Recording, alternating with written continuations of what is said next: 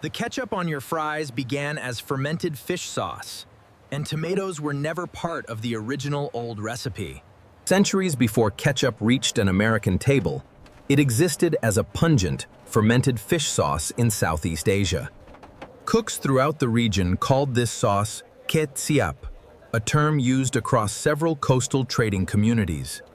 Ketchup was made by fermenting fish with salt over weeks, producing a dark, intensely savory liquid seasoning. This sauce contained no tomatoes, no vinegar sweetness, and nothing resembling the smooth red condiment known today. Instead, it delivered a deep umami flavor, used sparingly to season rice, noodles, and simple fish-based dishes. Families in fishing villages passed down fermentation techniques for ketchup across many generations of cooks. This fish sauce played a role in Southeast Asian cuisine, much like salt or fermented soy did elsewhere in Asia.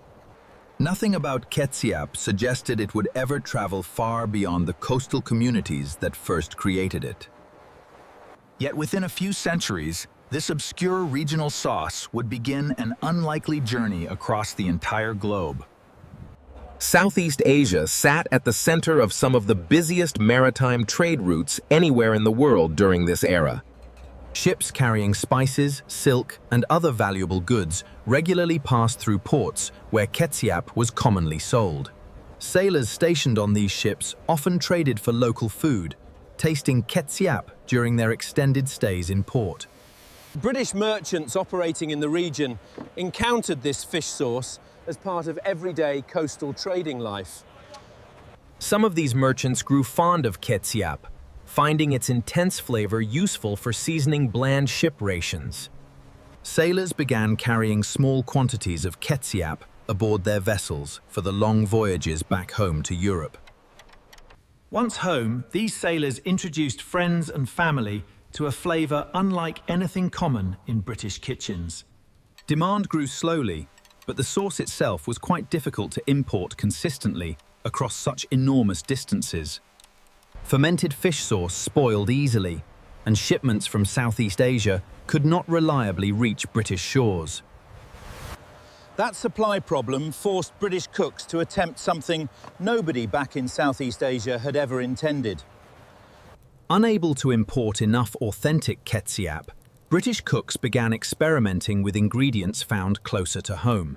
Cooks in Britain tried recreating that same savoury depth using ingredients entirely native to the British Isles. Mushrooms, abundant across the British countryside, became one of the very first substitutes cooks reached for. Simmered mushrooms produced a dark, umami-rich liquid that echoed the flavor profile of the original fish sauce. This version became known as mushroom ketchup, sold in bottles across British markets by the early 1700s. Other cooks turned to anchovies, salting and fermenting the small fish to closely mimic the original Asian technique.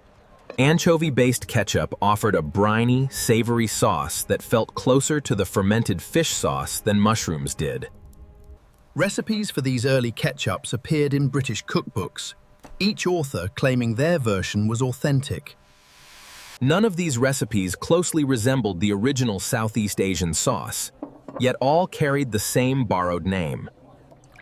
The word ketchup had crossed continents, but its meaning had already started drifting far away from its origin. By the 1700s, the term ketchup no longer described one recipe, it described an entire category of sauces. Cookbooks from this period list ketchup recipes using mushrooms, walnuts, oysters, and even fermented lemon peel. Walnut ketchup became especially popular, made by pickling unripe green walnuts in vinegar and strong spices together. Each household often kept its own preferred version, passed down and adjusted across multiple family generations. These ketchups all shared a common purpose, adding concentrated savory flavor to otherwise plain, simple dishes. Yet visually and texturally, mushroom ketchup, walnut ketchup, and fish-based versions barely resembled each other.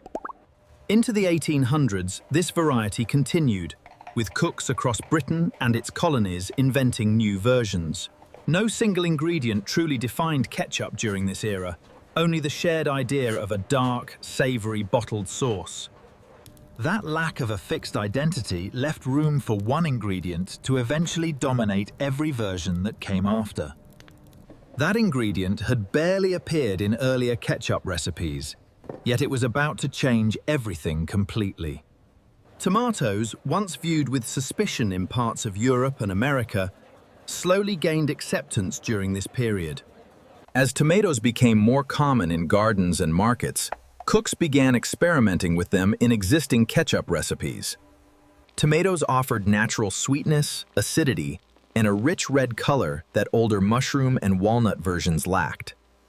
If you are enjoying this journey through ketchup's surprising history, subscribe, there is much more still to come. Early tomato ketchup recipes appeared in American cookbooks by the 1820s, alongside older ketchup styles.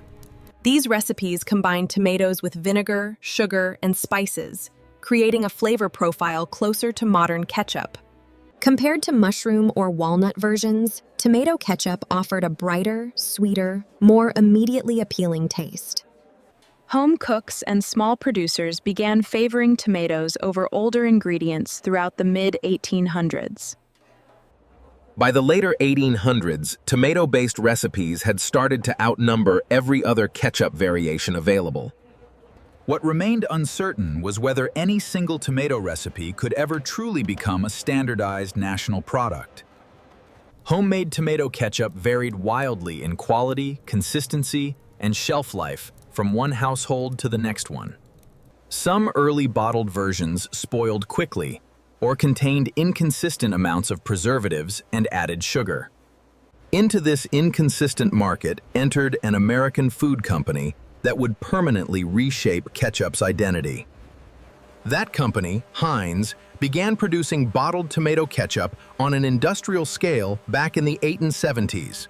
Heinz standardized its recipe, using consistent ratios of tomatoes, vinegar, sugar, and spices in every single bottle. This consistency meant a bottle purchased in one city tasted identical to a bottle purchased anywhere else nationwide.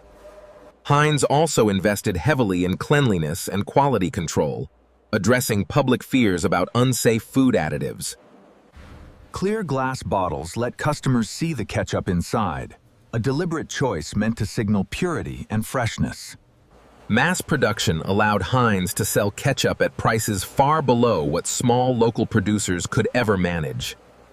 Within a few decades, this single standardized formula began pushing older, inconsistent recipes out of the market. Heinz did more than sell ketchup. The company built public trust around an entirely new way of producing food. Advertising campaigns emphasized purity, consistency, and safety, themes that resonated deeply with American consumers. As industrial food production expanded nationwide, standardized products like Heinz ketchup became the reliable norm. Consumers grew accustomed to identical taste and texture, something homemade ketchup had never consistently offered. Restaurants and diners increasingly stocked Heinz bottles, reinforcing the brand's presence in everyday American life. This industrial approach effectively erased the earlier variety of mushroom, walnut, and anchovy-based ketchups. Tomato ketchup, standardized and mass-produced, became the version most Americans encountered from childhood onward. Other companies followed Heinz's model, but few matched its scale, reach, or reputation for consistent quality. By the early 1900s, tomato ketchup was no longer just one option. It had become the expected standard. As tomato ketchup became the expected standard, its role in American food culture kept expanding very rapidly. Hamburgers, growing in popularity across the country, became a natural pairing for this sweet, tangy condiment. French fries, another rising favorite in American diners, found their perfect match in a bottle of tomato ketchup. Roadside diners and drive-in restaurants placed ketchup bottles on nearly every table as a standard expectation. Families associated ketchup with casual, everyday meals, from backyard cookouts to quick lunches at local diners. Children growing up in mid-20th century America rarely encountered any version of ketchup besides tomato-based. This constant presence made tomato ketchup feel like an original American invention rather than a borrowed adaptation. Few consumers pouring ketchup onto their fries ever considered the sauce's distant, fermented fish sauce origins. Ketchup had become so embedded in daily life that its foreign origins simply stopped feeling relevant to anyone. As tomato ketchup dominated grocery shelves nationwide, the story of Ketchup faded almost entirely from memory. Few American consumers in the 20th century had ever heard the term Ketchup or knew its true Asian origins. School lessons on American food history rarely mentioned fermented fish sauce or centuries of maritime trade routes. This forgetting was not deliberate, it simply reflected how completely tomatoes had replaced the original ingredients. Modern tomato ketchup shares almost nothing in taste or ingredients with the fermented sauce first made in Asia. Yet the name itself, ketchup, remains a linguistic fossil, connecting a modern American condiment to its Asian past. Ketchup traveled Southeast Asian trade routes long before British merchants and sailors first encountered it.